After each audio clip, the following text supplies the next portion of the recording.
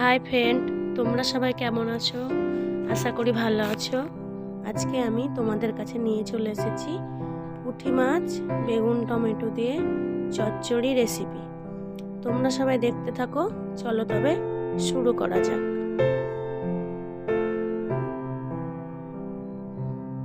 প্রথমে মাছগুলো ভালো করে ধুয়ে লবণ হলুদ মাখিয়ে নিয়েছি। দেখো, বেগুনগুলো এরকম ভাবে কাটতে হবে। বেগুনগুলোতে এবার লবণ হলুদ মাখিয়ে নেব।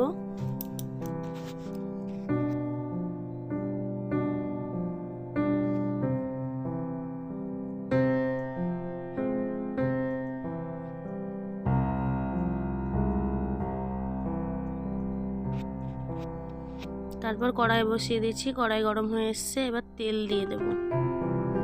তেল দিয়ে ভালো করে মাছগুলোকে ভেজে নেব।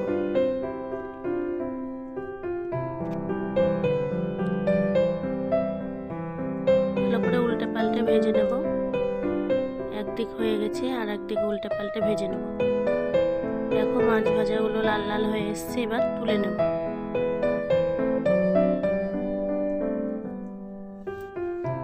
ওই তেলে পেঁয়াজ কাঁচা লঙ্কা ভালো করে ভেজে নেব। ভাজা হয়ে গেছে, এবার কেটে রাখা বেগুনগুলো দিয়ে দেব। ভালো করে নাড়াচাড়া করে নেব।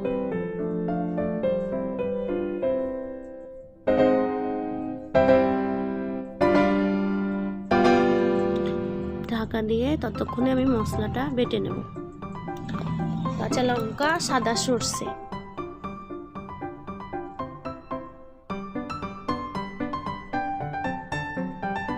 জল দিয়ে বেটে নেব।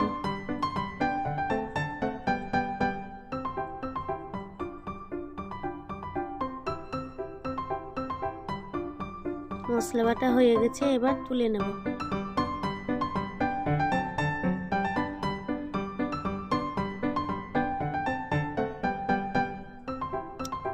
এবার ঢাকা খুলে ভালো করে নাড়াচাড়া করে নেব। বেগুনগুলো ভাজা ভাজা হয়ে এসছে, এরপর কেটে রাখা টমেটো দিয়ে দেব।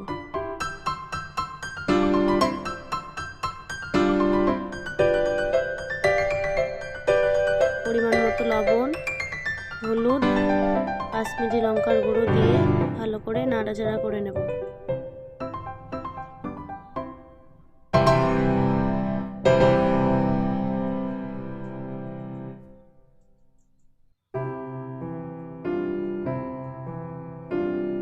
বেটে রাখা মশলাটা দিয়ে দেব। ভালো করে মশলাটা এবার কষিয়ে নেব।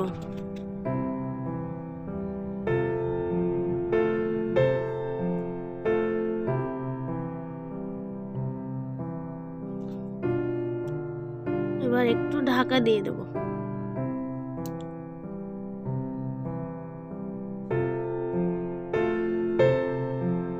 ঢাকা খুলে দেখে নেব মশলাটা কষানো হয়ে গেছে। এবার মাছগুলো দিয়ে দেব। আপনারা যেরকম ঝাল খান সেরকম লঙ্কা দিতে পারেন।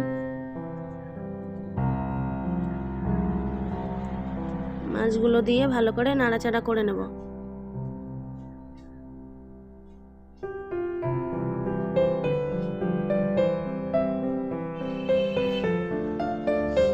অল্প একটু জল দিয়ে দেব মাছগুলোতে, যাতে লবণ ঝালগুলো ঢুকতে পারে, তাই।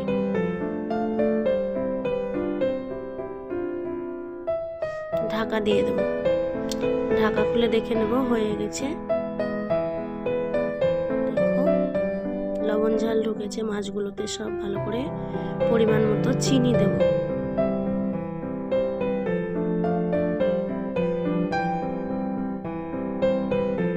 এরপর কেটে রাখা ধনেপাতা দিয়ে দেব।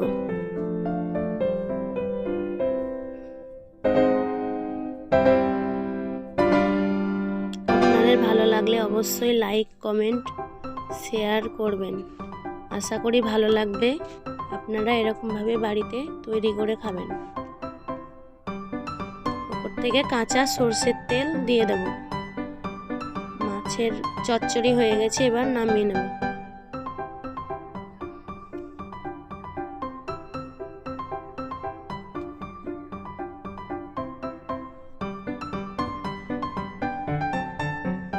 দেখো কত সুন্দর হয়েছে। এরকম ভাবেই তোমরা বাড়িতে তৈরি করে খাবে। আমরা এরকমই খাই গ্রাম্য পদ্ধতিতে।